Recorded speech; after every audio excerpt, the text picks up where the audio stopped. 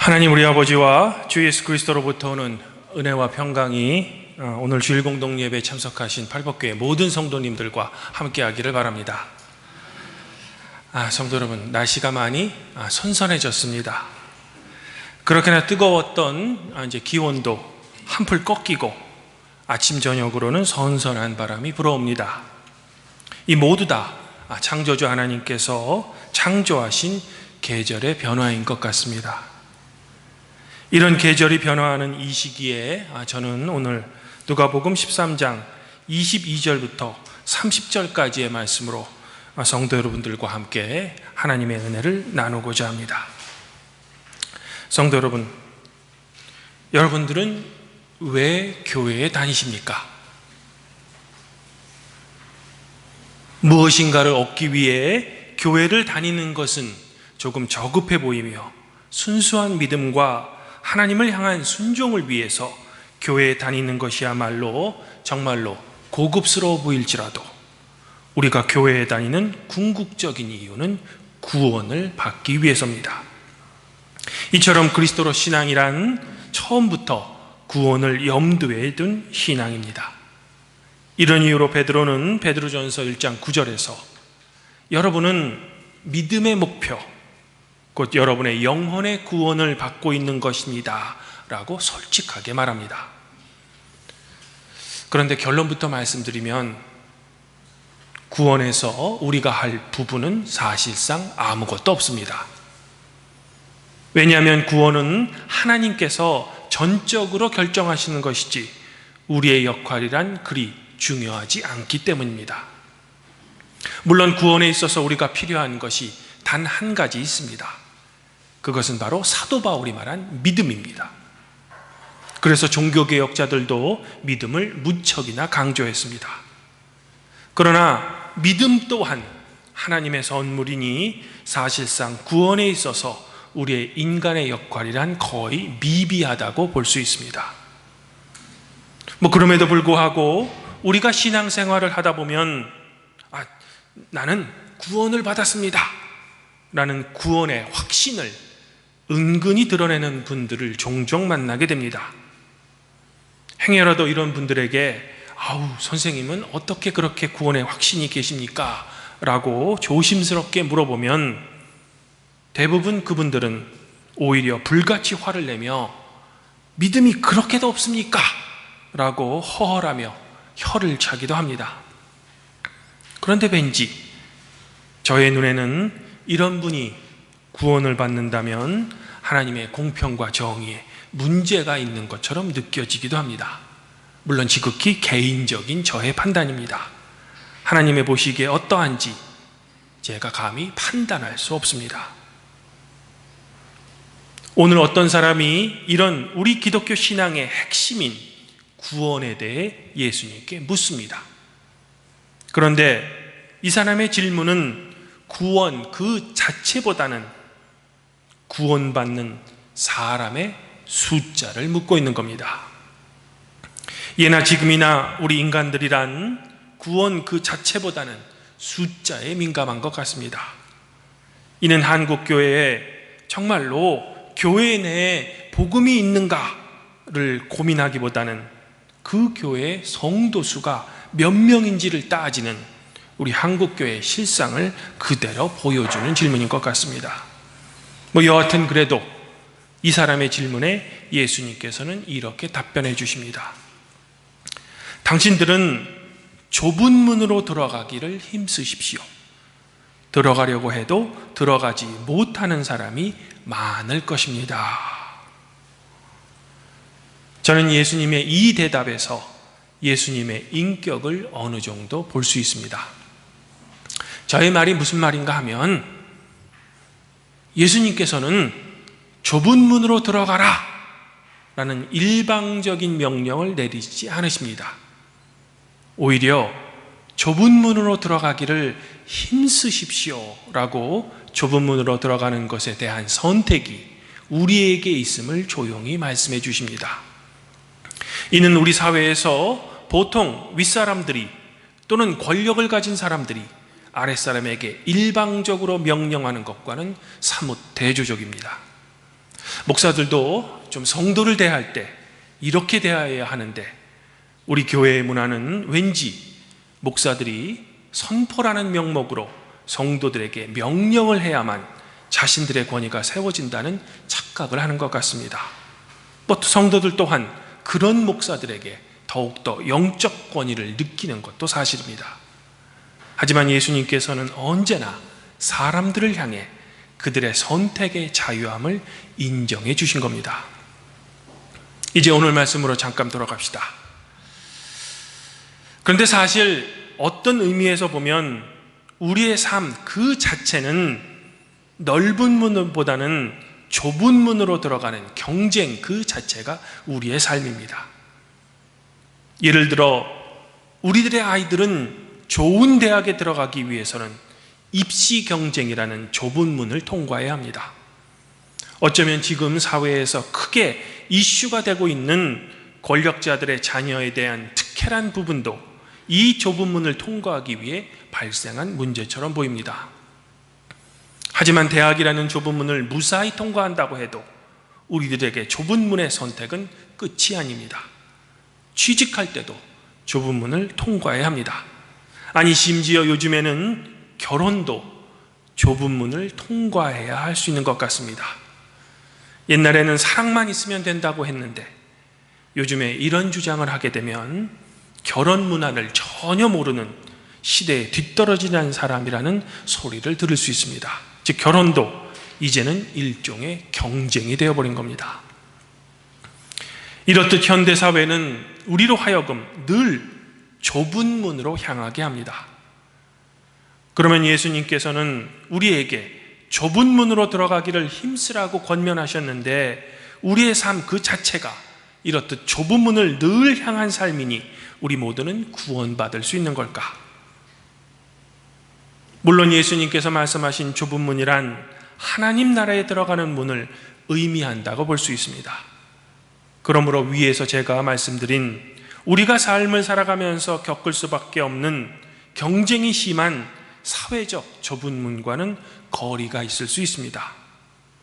그럼에도 불구하고 저는 이 시간 예수님께서 말씀하신 좁은 문을 우리가 살고 있는 현실의 삶에 적용시켜 다음과 같이 생각해 보고자 합니다. 먼저 저는 우리들은 왜 그렇게 힘든 좁은 문으로 들어가기를 애쓰려 하는가, 그 동기에 대해 함께 생각해 보고자 합니다. 즉 우리가 들어가려고 하는 그 좁은 문 저편에 무엇이 우리를 기다리고 있기에 우리는 그렇게도 힘든 과정을 거쳐 그 좁은 문으로 들어가려는 걸까? 아마도 저의 판단에는 그 좁은 문 저편에는 나와 내 가족을 위해 보다 더 나은 삶을 보장해 줄 수 있는 기회가 더 많기 때문인 것 같습니다. 그런데 사실 우리들이 삶을 살아갈 때 이런 소망을 기대하는 그 자체가 나쁜 것은 아닙니다. 왜냐하면 우리 모두는 이런 보다 나은 삶을 소망하는 자유와 권리가 우리에게 분명히 있기 때문입니다. 그러나 우리 그리스도인들이 여기서 놓쳐서는 안 될 것은 내가 좁은 문을 통해 진입하려는 그 목적과 동기에 나와 내 가족 외에도 이웃에 대한 소망이 함께 공존하고 있느냐는 겁니다. 즉 예수님께서 말씀하신 이웃사랑의 계명에 좁은 문을 통과하려는 나의 동기에 그것이 포함되어 있는가입니다. 그러므로 그리스도인들이라고 자부하는 우리들에게는 적어도 우리가 들어가기를 소망하는 그 좁은 문 저편에는 이웃에 대한 자리가 분명히 있어야 한다는 겁니다. 두 번째로 저는 우리가 소망하는 것을 얻기 위한 그 좁은 문을 과연 어떤 방법으로 통해 통과하는가에 대해 함께 고민해 보고자 합니다. 예를 들어 몇 년 전 교회에서 지역사회 전도라는 이름으로 교회 내 카페를 여는 것이 일종의 유행이었던 적이 있습니다. 그런데 문제는 교회가 세무서에 사업자 신고를 하지 않고 영업을 한 겁니다. 그러면 교회의 이 카페는 하나님 나라 확장을 위한 사업이었으니 세상적인 방법은 무시해도 괜찮은 걸까? 그냥 은혜라는 이름으로 퉁치면 괜찮은 것일까? 어쩌면 우리 사회의 가장 큰 문제는 좁은 문으로 들어가는 그 동기보다는 그 문을 어떻게 통과하느냐, 그 방법에 문제가 더 있어 보입니다. 즉 우리 그리스도인들에게는 아무리 이웃과 사회에 봉사하기 위한 좁은 문일지라도 그 방법에 문제가 있으면 안 된다는 겁니다. 예를 들어 봅시다. 내가 의료 혜택을 받지 못하는 불쌍한 사람을 돌보기 위해 의사가 되고 싶은 소망이 있습니다. 그러면 의사가 되기 위한 좁은 문을 정당한 방법으로 통과해야 하는 겁니다. 또한 영혼을 구하기 위해 목사가 되고 싶으면 이 또한 정당한 방법을 통해 좁은 문으로 지나가야 한다는 겁니다. 그러므로 우리는 우리의 삶의 동기에 그 목적과 방법이 모두 하나님의 공평과 정의에 합당해야만 한다는 겁니다. 성도 여러분, 그러면 이제는 구원에 있어서 교회에 다니는 의미에 대해 함께 생각해 봅시다. 즉 우리는 무엇 때문에 교회를 다니는가? 앞서 말씀드린 대로 기독교 신앙의 핵심은 구원에 있다고 해도 과언은 아닙니다. 우리 모두는 구원받기를 소망합니다. 그래서 교회에 다닙니다. 그러면 교회와 구원은 무슨 관계가 있을까? 많은 현대의 교회들이, 우리 성도들이 교회에 머무는 한 구원은 보장된다고 가르칩니다. 즉 교회가 구원 그 자체라는 겁니다. 그러나 오늘 예수님께서는 이미 닫힌 문을 열어달라고 요청하며 우리가 주 앞에서 먹고 마셨으며 또한 예수님께서 가르치신 현장에 우리가 서 있다고 주장하는 일련의 사람들을 향해 나는 너희가 어디에서 왔는지 알지 못한다라고 단호하게 말씀하십니다. 그러시면서 행악하는 모든 사람들아 나에게서 떠나라 라는 매몰찬 말씀까지 하십니다. 이 구절에서 주 앞에서 먹고 마셨다는 의미는 주님께서 제정하신 성만찬에 참여했다는 의미로 해석될 수 있습니다. 그리고 주님의 가르침을 들었다는 말은 설교를 들었다는 말로 해석할 수 있습니다. 즉 문 밖에 있는 이들은 교회에 다녔던 사람들이라는 겁니다.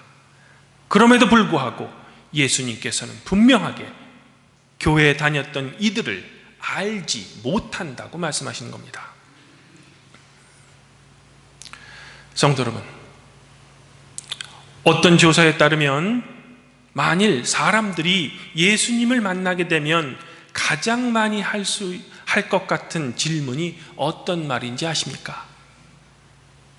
그것은 아이고 선생님에 대한 말씀 참 많이 들었습니다 라고 합니다. 그런데 우리에게 더욱더 중요한 것은 이 다음에 예수님의 반응입니다. 혹시라도 예수님께서 그렇게 말씀하시는 당신은 누구십니까? 라고 반응하신다면 우리는 구원하고 거리가 멀어지게 되는 겁니다. 이는 예수님께서 나더러 주여 주여 하는 사람마다 다 천국에 가지 못한다는 주님의 말씀과 일맥상통합니다. 즉 교회에 다닌다고 우리의 구원은 떼어놓은 당상이 아니라는 겁니다. 예수님 당시 유대인들은 할례를 받고 율법을 지키면 하나님의 의에 도달할 수 있다고 믿었습니다. 다른 말로 하면 율법을 통해 구원을 받을 수 있다고 생각한 겁니다. 그래서 그들은 할례와 율법을 매우 중요하게 생각했습니다. 이를 현대적으로 비유해 설명드리면 교회를 평생 떠나지 않고 세례도 받고 신조를 달달 외우며 교회 내 신앙생활을 했다는 겁니다. 하지만 예수님께서는 이런 사람들을 향해 이렇게 말씀하십니다.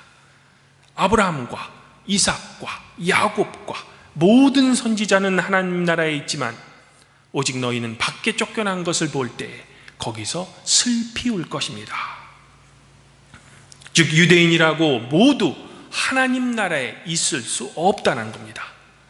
그러시면서 오히려 사람들이 동서남북으로 와서 하나님 나라 잔치에 참여할 것이라는 겁니다. 이 구절에서 동서남북이란 이방인을 뜻합니다. 즉 유대인이 아닌 사람도 하나님 나라에 들어갈 수 있는 가능성이 있다는 겁니다. 이를 현대적으로 설명하면 교회에 다니지 않는 사람도 구원을 받을 수 있는 가능성이 있다는 겁니다. 과거 감리교 신학대학의 학장이셨던 변선한 교수님께서 기독교 밖에도 구원은 있을 수 있다는 말로 교회의 종교재판에 의해 출교와 목사직 면직이라는 판결을 받은 한국 기독교의 역사가 있습니다.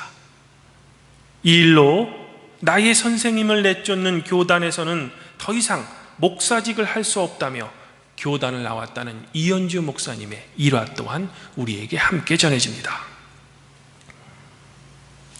사랑하는 성도 여러분, 저의 말이 위험한 말이 될 수 있으나 우리 모두가 교회에 다닌다고 해서 우리 모두가 구원의 보장을 받지 못한다는 겁니다.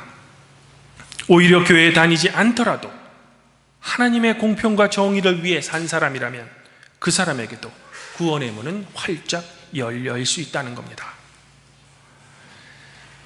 예수님께서 말씀하신 좁은 문으로 들어가기를 힘쓰라는 권면의 말씀은 어쩌면 현대를 살고 있는 우리, 즉 무한 경쟁의 삶을 살아갈 수밖에 없는 우리들의 치열한 삶의 현장에서도 이웃에 대한 배려와 하나님의 공평과 정의를 지킬 것을 잊지 말라는 권면의 말씀인 겁니다. 이것을 사도 바울은 당신들의 몸을 하나님이 기뻐하시는 거룩한 산제물로 드리십시오. 이는 당신들이 드릴 영적 예배입니다 라고 말한 것입니다. 하지만 이런 삶의 실천이 곧 우리의 구원의 확실한 보장은 되지 못함 또한 우리는 분명히 알아야 합니다. 왜냐하면 우리 인간은 언제나 나의 공로를 내세워 나의 삶의 주인 행세를 하기 원하기 때문입니다. 아마도 이런 의미로 사도 바울은 선줄로 생각하는 사람은 넘어질까 조심하라는 경고의 말을 우리에게 덧붙인 겁니다. 이렇듯 구원에 대해 우리에게 구원의 확신이 반드시 있다고 우리가 자동적으로 구원을 받는 것은 아닙니다. 또한 교회에 다닌다고 우리의 구원 또한 확실한 것도 아닙니다. 그러므로 우리는 늘 우리의 구원에 대해서만큼은 겸손히 하나님께 온전히 맡기고 그저 하나님께 감사한 생활을 할 뿐인 것입니다. 그러면 우리는 이렇듯 우리의 계속된 구원의 불안에 대해 어떻게 대처해야만 할까? 주님 안에서 한 형제자매인 팔복교회 성도 여러분, 우리의 이런 불안감을 알았는지 사도 바울은 우리에게 이런 격려의 말을 잊지 않고 전해줍니다. 너희 안에서 착하신 일을 시작하신 이가 그리스도 예수의 날까지 이루실 줄을 우리는 확신합니다. 즉 우리가 부족할지라도 신실하신 하나님께서는 우리를 놓치시 않으시고 구원까지 이끌어 주신다는 겁니다. 그러므로 아무쪼록 팔복교회 성도 여러분들은 여러분들의 삶이 여러분들을 배반하고 힘들게 할지라도 여러분들을 사랑하시는 신실한 하나님을 굳게 믿으시고 그분과 동행하셔서 예수님께서 말씀하신 좁은 문으로 들어가기를 힘쓰시는 성도 여러분들이 되시기를 권면드립니다. 끝으로 환난 날에 나를 부르라 내가 너를 건지리니 내가 나를 영화롭게 하리로다라는 시편 기자의 소망이 바로 성도 여러분들의 기도가 되기를 주님의 이름으로 축원드립니다. 그리하면 모든 지각에 뛰어나신 하나님의 평강이 그리스도 예수 안에서 성도 여러분들의 마음과 생각을 지켜주실 것입니다.